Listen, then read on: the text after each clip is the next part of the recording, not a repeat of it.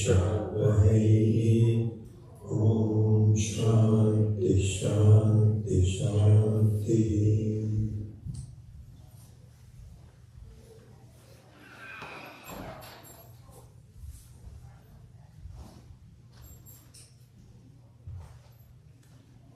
So what we were seeing was that in the teaching of Vedas, of Vedanta, the teaching, whatever it tries to show you, which you are not able to see, is based on a statement which is true and authentic, and called Shruti. So when you say Shruti, and you hear the word Shruti, it doesn't mean, it just is Upanishads and so on. Yes, it is. But the understanding that you should have about the word Shruti is, this is a definite, authentic, real statement. And if you want to ignore it, you can do anything you want to. You're an independent person. You don't have to do that. But if you're a student, you will pay a lot of attention. And furthermore, in Vedanta, it is not just Shruti itself, it also gives you the proof. So it culminates in Anubhava. And so we saw how the dream is a mechanism. One can even say, I think a lot of there's no other purpose of dream really than to give you a proof that you need to see what is unbelievable is really true. Because otherwise you will not pay any attention. What is unbelievable means, this cannot happen. So if something has to be done in a very different way than what you are seeing, then the statement has to be given, and then it has to be reasonable, which is yukti, because otherwise you will dismiss it. So if Shruti says, yesterday I saw an elephant come out of my ears, and Shruti doesn't say that, but supposing it did, you will say, I have to believe it. No, it won't say that. And so it has to say something which is reasonable, within your reason. And then it has to provide you with a proof. This is the process that Vedanta uses, which is not done in any other spiritual discipline. They'll give you a Shruti, their Shruti, and might even give you some kind of a yukti. And what happens if you are a proselytizer, like you are in Islam or in Mormon and so on, they can tell you, this is what we say. And the yukti is that this life is very difficult to turn around because so it's kind of like a prarabdha argument. That is, this is just gone. But I tell you what, if you really follow what we are saying and believe in Messiah, you will be in good shape. And what happens is that people fall for it. I was telling you about the fact that Islam, from the very beginning, is based on the appeal to poor and disenfranchised. They don't really, they don't appeal to the educated. There's a very interesting mention by Swami Akhandananda. Very interesting, you should just see this.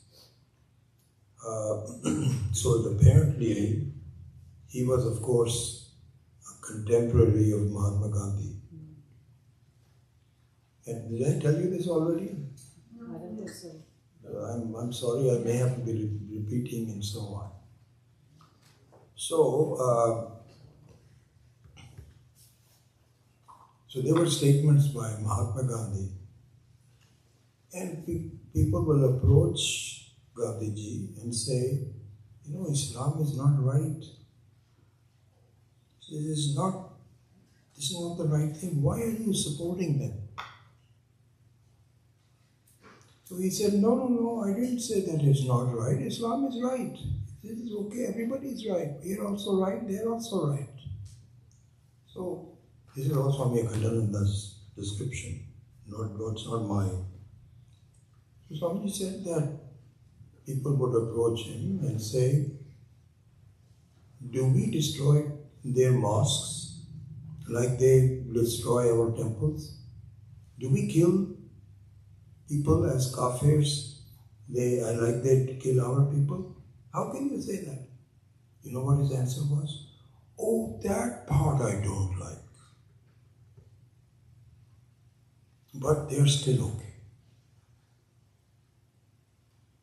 So, it is exactly like Adi Shankara said, it is like saying an egg can be cut into two parts.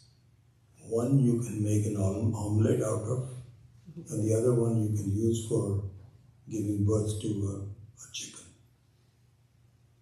He says, either you accept them or you don't.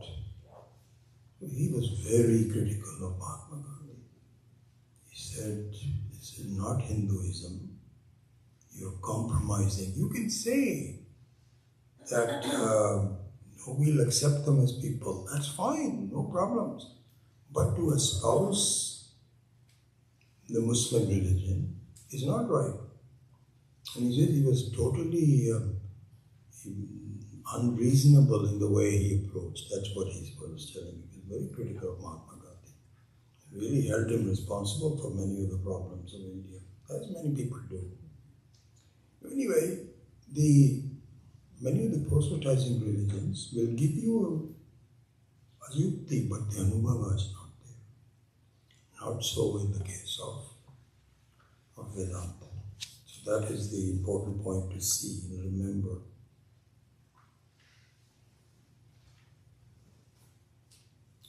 So one point here, and then we will move on a bit more quickly than before. Vedanta says, when a thing changes, it should invite your inquiry. What is going on? What is the real nature of a change? I think Swami Dayanand have given this very beautiful example. He said, look at the floor. It's a vinyl floor. You are looking at the vinyl floor. What if suddenly it turns into water right in front of your eyes? God, vinyl is gone, it has become water. And then suddenly it solidifies again. Then it vaporizes. If it is based on science, then you can say that if you heat it and it vaporizes, that part is okay. But if something is visible to you right in front of your eyes, it's not explained by any other thing. Nobody can really explain it. And this is what happens. Science cannot explain how we are born, how we die, what happens. What is science? What kind of science is this? All they say is you've got so many atoms and so on and so forth. We say the same thing. Pancha Mahabhutas, and we don't go into the unnecessary things like Paramanu, Anu, this, that or the other, but we just look at the basics. We know everything. So, if a change is unsupported by any reason, it should invite inquiry. This is the basic message of Vedanta. That whenever you see change, you should look into to see what is the nature of the change. So this is one. Then, even a more important thing, this is what is called, change is called Bheda. Right? The Sanskrit word for change is Vikara. You can say something that is moving on to new things. But Bheda means there is a difference. Bheda means difference, means change. The more important thing is, can the Drik, who is looking at the change, itself change?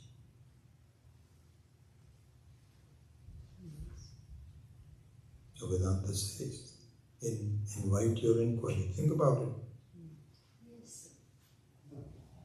No, yeah, the Drik can also change. Really? The one that Drik that sees the change is a different Drik later on. How are the two going to agree? No, we'll talk to each other. Is it really true?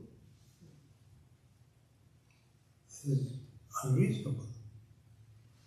So basically, we should think about, Chandra, this is red.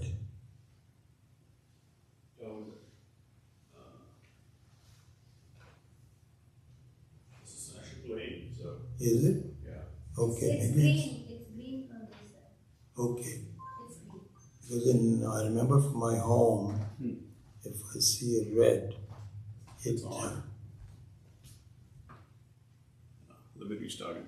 Chandra, from this side it is green. Yeah, I know that's the power thing.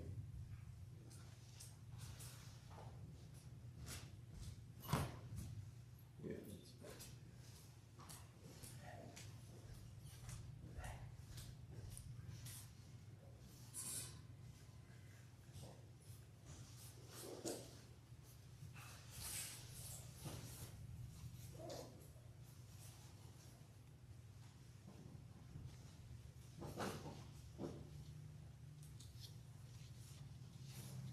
It's your life, so. okay. So the question is, what Vedanta says is that please look at it. Can the seer also change in order to ascertain the truth of what it sees, the change? And if you look at it, and we can keep on discussing it, it cannot. It cannot. The seer cannot change. This is very interesting. The implications of this is just mind-boggling. You are a seer of things. I am a seer of things. Are there two different seers? Is that possible? You can say, yeah, it's possible. How? Because, this is my own personal seer. I am the personal seer, you are the personal seer. Personal seer means what? Do you mean that it is enclosed? We're talking about Paramarthika Sat, not Vyavaharika Sat. Because in Vyavaharika Sat, it's very possible that there are two, well, not possible, this is what happened, there are two lights, there are multiple lights. This light is lighting up this light, and this light is lighting up this light. So they are mutually seers, they are drishya mutually. That's all okay. But in the case of Paramarthika Sat, what we are seeing is one thing, but the seer cannot be different. It's all the same. And you cannot say that you look upon me as a seer and I look upon you as a drishya. That's not possible, because you are violating the very nature of the seer. The bottom line is, there is only one seeing in the whole creation. And that seeing, that seer is not visible.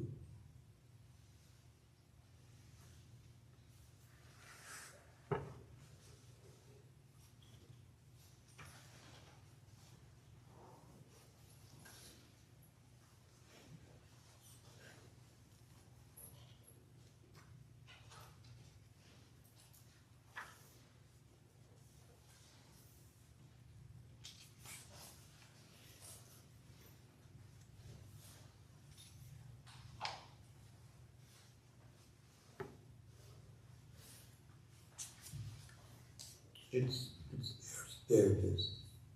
It's verse number, chapter 2, verse 25.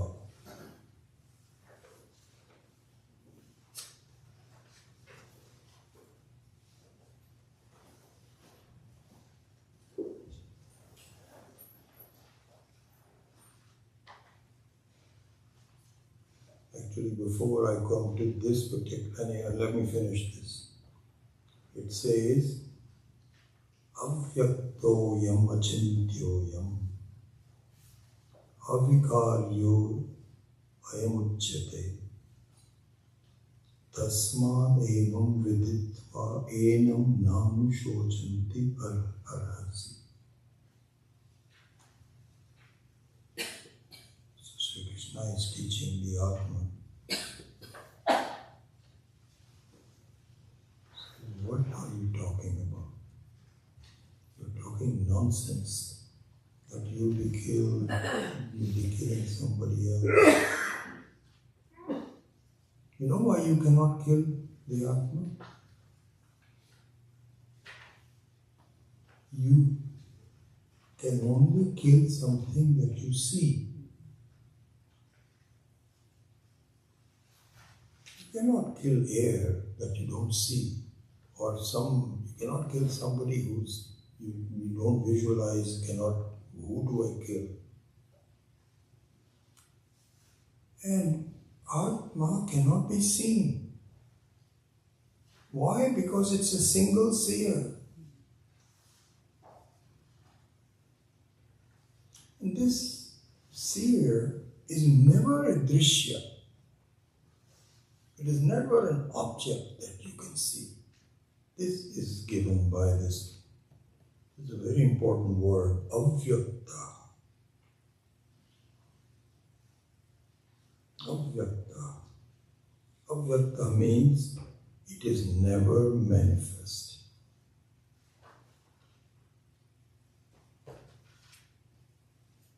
Never manifest.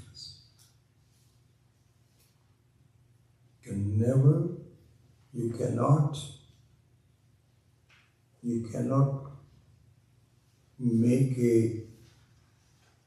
you cannot cognize it by your sense organs, like you can cognize people and table and so on and so forth. You cannot cognize. Why? Because it does never reveal itself. And then of course the next one is, you cannot think about it in the normal way. Because it is avyakta, therefore it is achintya. Avyaktoyam achintyoyam. Avikarya. Avikarya means it never changes. It's that same thing. You can say, I saw. Long time ago you were seeing things. You still see the same seer. It is an absolutely amazing thing. Remember we were talking about the fact that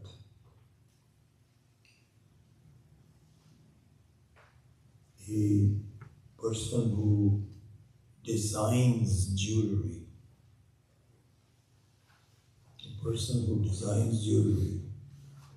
is someone who's valued. He probably makes some good money. Not the minimum wage in India. You probably make a lot of good money if you are a good designer, if you are an experienced designer. And it's a good position to be in. Probably you have to be trained for a long time and practice it and so on. But compared to that, if you were to look into the makeup of the gold itself,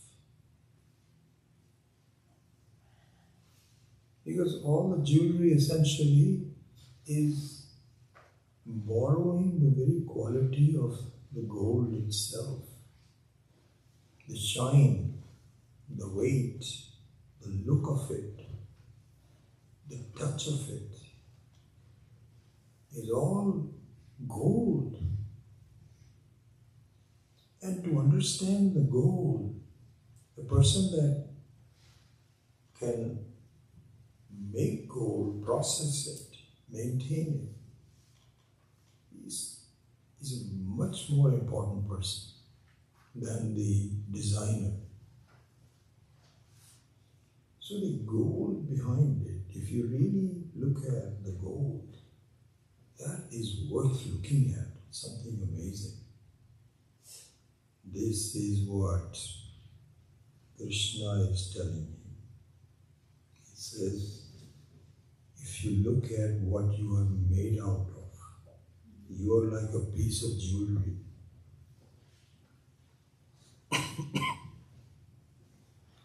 A very important jewelry, a beautiful piece of jewelry. In fact, it has taken millions of years to come to this point where you are. You have a body, and it takes a long time to be a human being, because a bird can be born and it starts to fly, very, very shortly, and that's it, done. It's on its own. You know how long it takes for the human being? Oh my God. First of all, the garbha, 9 months of garbha, and then years of training, education and growth and so on. And you become a very amazing person. But you're still a jewelry. It's like, some of the artwork that is done in India, especially in clothing, saris and so on and so forth, it takes months, years to make it. Beautiful design. But does not compare with the material of whatever it is being designed. Here Krishna says to him, he says, this person who is the adhisthana, the very basis of your design, is an amazing thing. Gold is, it's very nice, it doesn't tarnish and so on and so forth. You know what this is? Look at this verse number 23. Na enam chindanti shastrani. He says, can you believe something that you cannot injure? You cannot injure it. I mean, not at all? No. Not even by... What about fire? So he does in number 23 and 24. Just look at it. Nainam chindanti shastrani.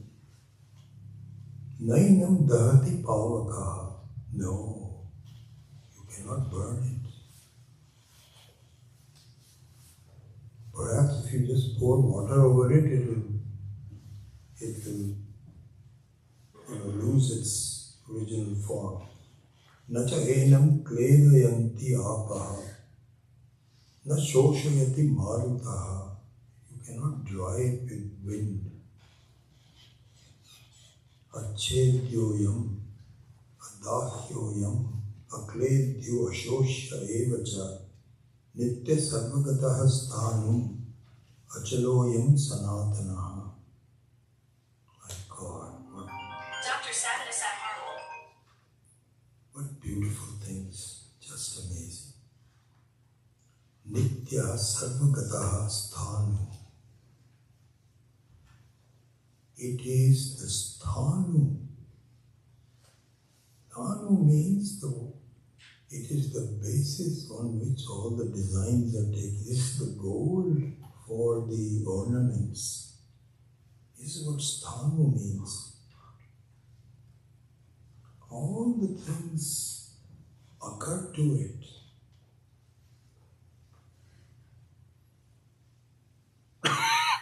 So in that sense, it is the screen. It is the screen on which all the projections are made.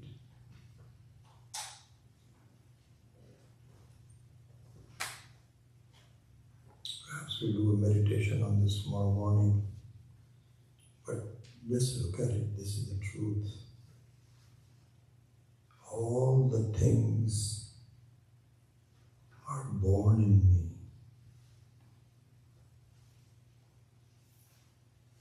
They are sustained by me, the Atma.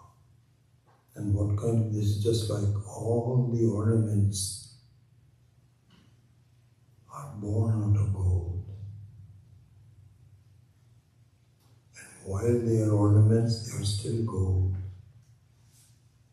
And one day the ornaments will get dissolved back into gold. But the gold remains the same. This is who you are. You are the basis. You're an amazing thing. You cannot, nothing can touch you. Nothing can burn you. It is exactly like on the movie screen, there is a fire. Fire doesn't burn. It doesn't touch the screen. It is an apparent, it's a vyavaharika sat. It does not touch the paramarthika sat. The paramarthika sat, there is only one paramarthika sat. Aparichinna Brahma Chatyam, which is the the Atma. And the funny thing is, it is avyakta. You are avyakta. Avyakta means you are not visible even to you. But that doesn't mean you are not there. You are the one who is actually discussing, am I there or not? The doubts are also blessed by you. As we were seeing, that even Akasha is a thought. It's a thought which is blessed by you. And it comes and goes. It's a parcel of the projection, part and parcel of the projection.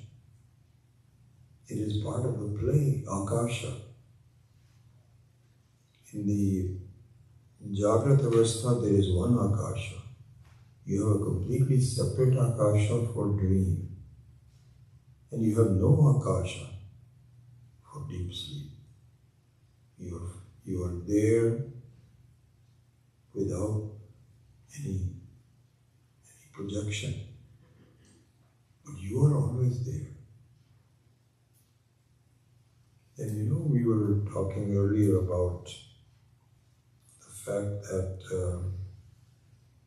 if I can remind you of this, I know what I've talked about, that you are a mixture of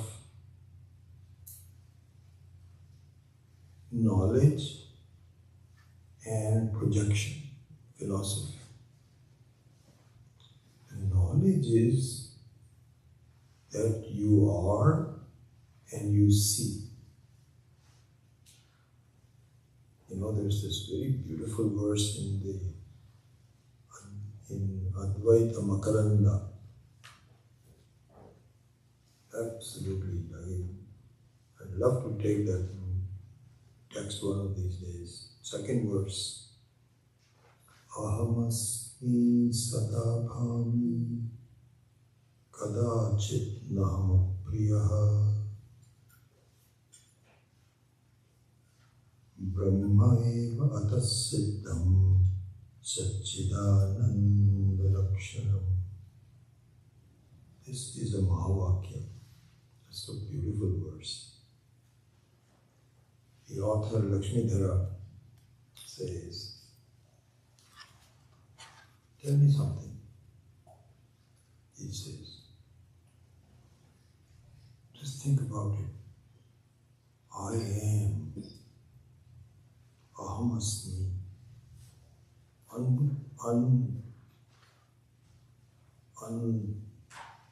undisturbed. I am. Sadabhami,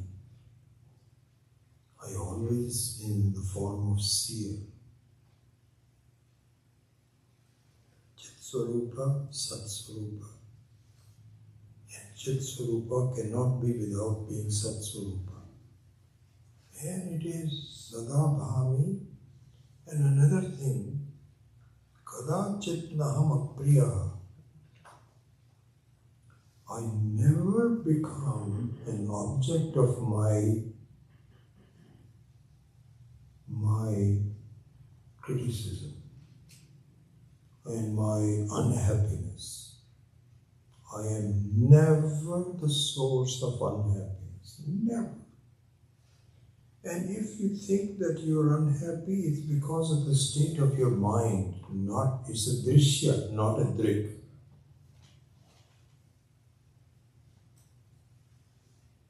Anyway, we'll talk about that later, but just look at this verse. Ahamasmi sadabhami kadachit naham apriya brahma eva atasiddham satchidananda lakshanam is the verse. So, here what it says is, my nature is Sat Swarupa and Chit Swarupa. And there he will, in the book, he will talk about Avyakta. So the Sat Swarupa and Chit Swarupa and Sada Ananda Rupa is Avyakta. And this is the reason why nothing can ever disturb it. Because it is Avyakta. It is never a Drishya. And this is the reason you cannot say, but I was born. So we say, how do you know that you were born? My mom told me. And there is a Janampatri. And the doctor also has written it. There is a very famous Jyotish person here. Very famous. Dr. Charan or something, I forget his name. Charak. Yes, Charak. He's a very big guy. So I have a friend who brought him here, and he was just telling me, hey, do you want to get your life checked? You know, he can give you that. So I didn't tell him. I said, yeah, maybe. I don't want it. You know why I don't want it? I don't know what exactly time I was born. He's going to ask me. He's going to ask me. And I don't know that at all, and I don't care because I was never born.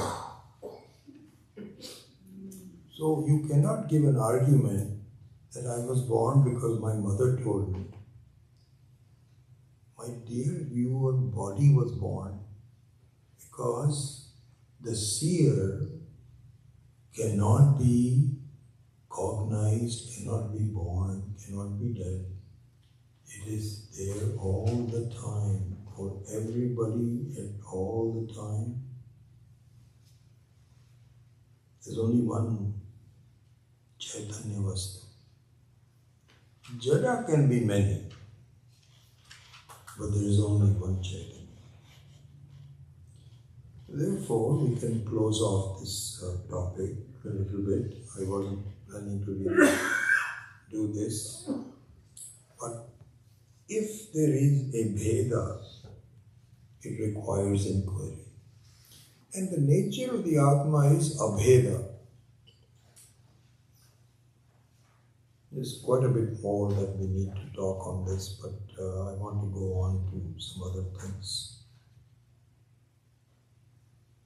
Okay. Now we go to another type of Viveka. There are two kinds of Vivekas that we should do. What is called Avasthatraya Viveka and Panchakosha Viveka. Let's look at each one of them. Avasthatraya Viveka.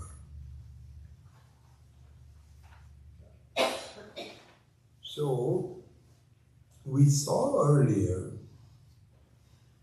through Adhyaropa Apavada, remember we took the example that when you have an experience of going to in a movie, you can lose your original identity and go to another identity for a short time. This is called Adhyaropa, right? So when you see a movie and it's a good movie and you're really influenced by it, then you can really forget about who you are and take on the identity of whoever you are relating to. You become that character. If that character is sad, it makes you sad. If that character is happy, it makes you happy. So you lose your original identity You take over a new one. But one of the things about going to a movie is that this change in identity is temporary. Right? So it just doesn't stay there, and you're able to go back to your original identity. Now, what Vedanta says is,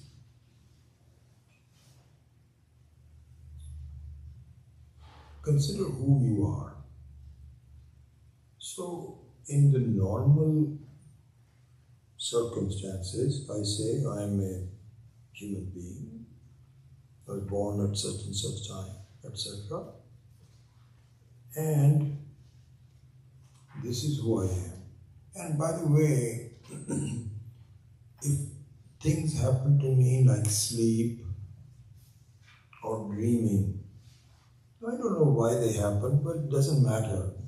The reality of who I am is this is who I am. Vedanta says, really? Are you sure? Yeah, I'm sure. This is what everybody else says. I also say it. I don't understand what's the big problem. This is it.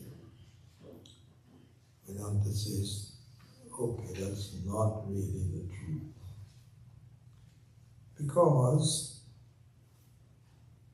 you have to ask yourself, are you ever not what you are? So you say, no, that's not true.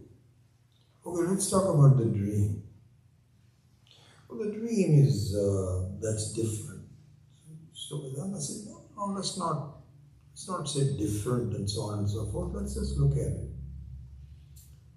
So then I say, okay, what are you saying? What are you telling me? Vedanta says, look, Shruti says, Shastra says that being awake is like a movie whose identification you take on. It's kind of like, what are these successful Bollywood stars? Anyone but Shah Rukh Khan and all these people. So what they do is, when they become very successful, they are really in demand. So they simultaneously act in multiple movies. So you can go to movie number 1 from 8 o'clock to 12. Then you have lunch. And then from 3 to 7, you go to movie number 2. As though getting 10 crores for a movie was not enough, you want to get to 20 crores. Okay, so you have 2 movies. And if you look at Shah Rukh Khan and any one of these great actors, they have a completely different role. One can be a sad role, one can be a happy role, one can be an old, they can make it look like anything you want to. You can't even recognize anything. I remember Swami Devanand used to say, he said, he said, I used to look at the ads for movies on billboards. And he said, I started to wonder, they don't have names on them, only pictures. And some of them had names for minor roles. They'll say also included such and such, so the name will be there. But for the main ones, they don't show any names. So I used to wonder, why is that? They should tell who is there. Because the fans already know who they are. You don't need to look at the billboards if you're not a fan. Fan means a fanatic. You cannot do, that's exactly what a fan is fanatic. So you just act in multiple movies, and each movie you look completely differently. Okay. But when you come home, you are a different person. You have dinner with your wife and children and so on and so forth, but for 4 hours you are assuming a different one. So Vedanta says, can I give you a suggestion? Shastra says, okay, your waking state is movie number 1. And your dream state is movie number 2. And your deep sleep is when you come home and rest. And we complain, no, that cannot be. That cannot be. This is what Mandukya and Karika is. Disprove any doubts that when you are dreaming and you are a separate character altogether, you have completely given up the other one. This is a very important thing to see. See, if the waking state was real, right? And the dream state was relatively unreal, then you know what should happen? That the waking state in some forms will stay in there, and there will be some changes but your identity will be retained. That is what reality means. Not the case. Not the case, because all these examples are given that supposing you really were very hungry and you couldn't get something, and finally you got some good food and so on. You go to sleep, you feel you are still hungry. Or the other way around, sometimes whatever. Completely different. And so they are all at the same level. They are not overly on top of each other. They are mutually exclusive. So the dream experience excludes the waking experience and vice versa. So don't say that it is just, unreal. It is unreal, but both of them are unreal, as we will see in a minute. So then, hopefully, so this is what studentship means, is that I look at this with an open mind and not just say, no, it's not possible, this, that, or the other. There the student is told, okay, the student says, okay, tell me what's going on. What's going on is that all three are roles that you play. This is given by the word avastha. Avastha means a state. You are in a given state. That's not your reality. It's kind of like, supposing you had a couple of drinks, maybe more than that. You are in a different state. This is what happens in happy hour. Happy hour is the alcohol is a very cheap way. It's a good way for you to lose your original identity and adopt a new one. Because your original identity is you are miserable. You're miserable. Your mind tells you you are nobody. Look at those people, how successful they have become. What have you done?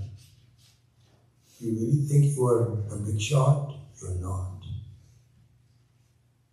You ask your wife. She will tell you who you really are. So all these thoughts come to me. That I am not happy, people don't respect me, my wife doesn't respect me, etc., etc. And you can't stand it. There's no other way to get rid of that. Happy hour. Happy hour. You know, this is what it is. It's some women used to say that, you know, there's this Shruti in the back of a music. Tanpura. So in our life we have a Shruti. All is not well with me. I am not totally happy. I am struggling. People don't respect me.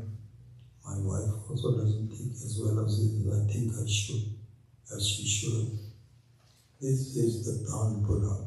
Goes on and on and on. And whatever you do, the Tanpura is there in the background.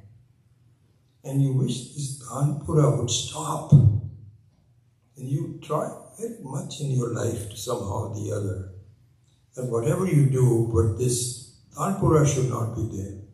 But there are some deep-seated emotional issues that you have that you're not completely accepting of yourself. But this is true for everybody. How can everybody completely accept?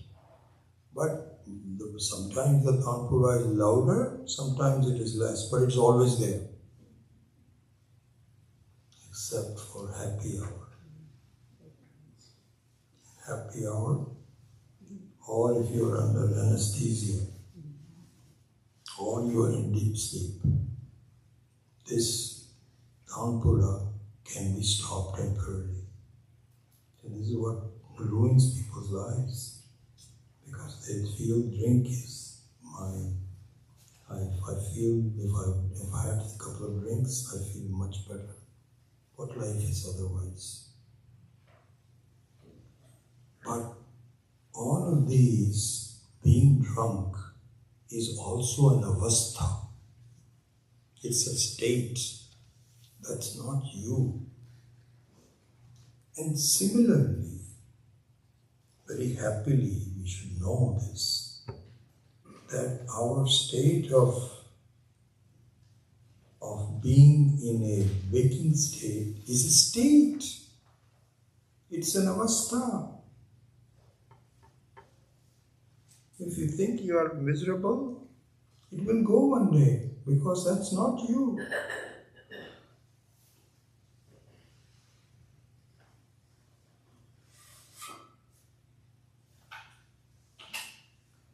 So, this is what one needs to see. So one interesting question arises. When you go to a movie and you take on an avastha, which is the identification with the movie characters, that avastha ends as soon as you come out of the movie theater, it ends. So you take on some other identification. But in the case of my life, this is stuck with me. I don't have another avastha that I can rely on. After this is over, then I can feel, okay, now that was dream, you can do that. This is the proof that I was telling you about. This is what the gift of Ishvara is. This is Shivalingam, Atmalingam, the dream. And it says, wait. The reason why the dream experience is an avastha is because even though you are really a dreamer and you are dreaming a lot of things around you, but one day your avastha as a dreamer also will go. And it goes every day.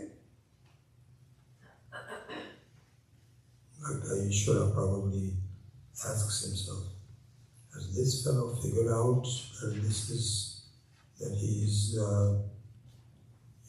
has he taken the hint? So generally the answer is not yet.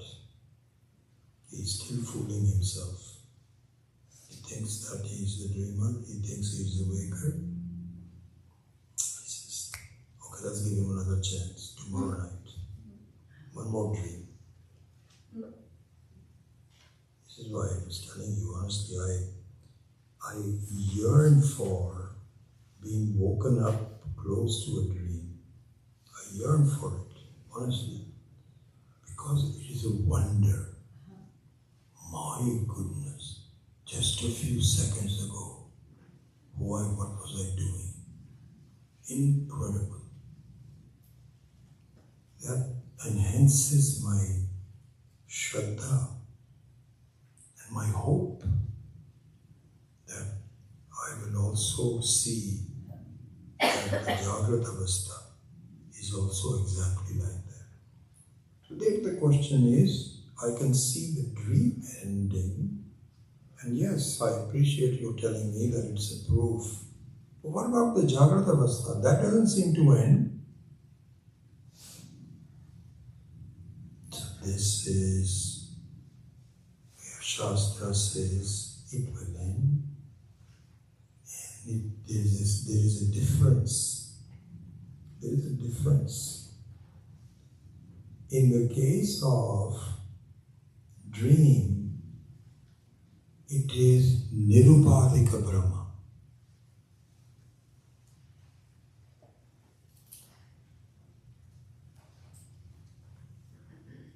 Nirupadika Brahma. It's like once you understand this is a rope, the snake disappears.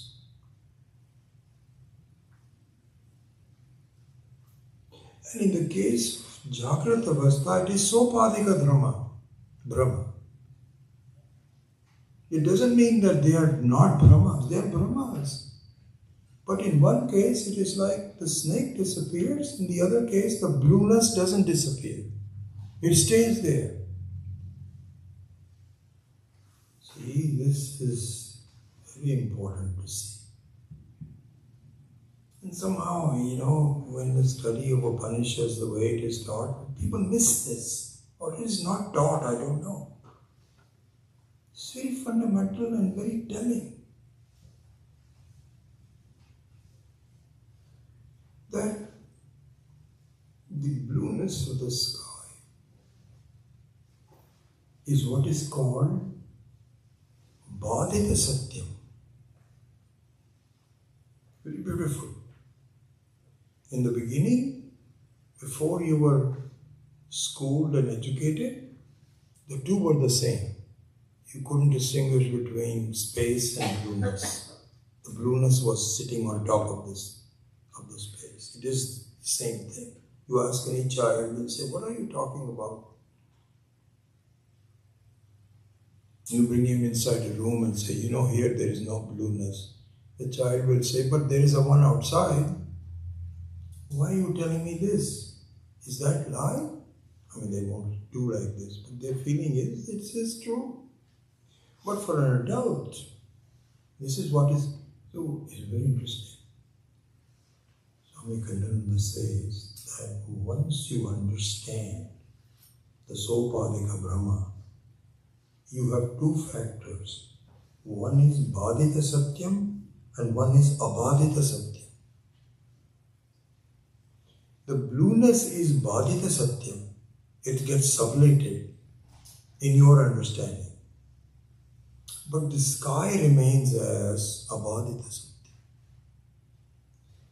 Very similar to is the case. I am such and such. I am awake. This in the waking state, I am such and such. As you and I. Once this Vidya is clear and you become spiritually an adult. This is what sadhana is. This is what eligibility is. It's like Swami Dayananda used to say that, if you want to say a very adult joke, so-called dirty joke, sexual joke, you need to be an adult. You can freely talk about that in front of a 2-year-old. And the 2-year-old will not understand anything. But once you grow up and you've had some experiences, this is what people, there are more jokes about women. My wife did this and she, she's just the opposite of a clock. Once the clock stops, all kinds of jokes. So all these kinds of things can only happen if you've been married for a while. And there is a little bit of truth in these kinds of things. So then you feel related, so you laugh about it. So this is an adult joke. So Swami then used to say that we need to be adults to understand this joke. This is a joke. The world is a joke. But we take it very seriously. What kind of a, I don't have any different, I'm the same person. But once it is understood, then the world becomes like blueness. And let it be there, because I know I am the Atma. Avikaryo yam achyatamuchyate. Achintyo yam. Avyaktoyam. That becomes clear. I cannot be colored because I'm avyakta. So that's the process that we have to go through. Om Asatoma Satgamaya Tamasoma Jyotirgamaya Mrityorma Amritam Gamaya Om Purnamadav Purnamidam Purnat Purnamudachyate Purnasya Purnamadaya Purnameva Vashishyate Om Shanti Shanti Shanti Hari Om Shri Gurubhyo Namah Hari Om. One request I will make to people that are online, I would very much like to know if you have been watching these regularly. I would really like to hear back from you because I'd like to keep in touch with those of you that have gone through this. So you can please send me an email, vijaykapoor@gmail.com, or you can send me a text at the following number, 650-208-9565. 650-208-9565 or vijaykapoor@gmail.com. Please, one way or the other, if you have been just watching one or two, it's okay, it doesn't matter. But if you have been regularly watching this whole thing, it will be interesting for me to know, and I'd like to keep in touch with you. So please do that.